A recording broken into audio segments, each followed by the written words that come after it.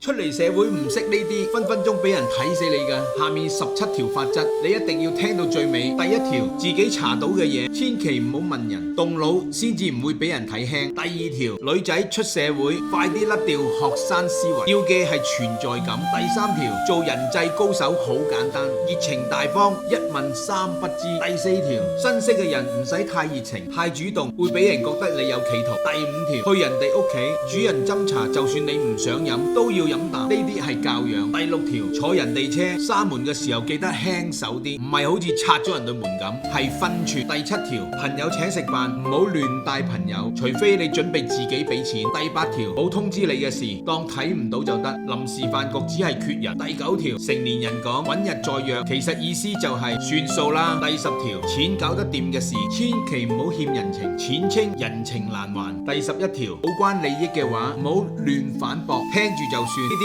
叫成熟。第12條，想講人缺點，先攞解法出嚟，唔係淨係識批評。第13條，將對唔住遲到換成多謝你哋等我，負能量變溫度。第14條，應承人之前諗多2秒，拒絕就要爽快，唔好模糊。第15條，千祈唔好幫人做決定，成咗佢有功勞，敗咗你會孭鑊。第16條，先完成再講完美，完美主義只係拖延嘅藉口。第17條，想揾資源先變資源，唔好淨係攞人着數，變強自然有人埋嚟，功德無量，功德無量。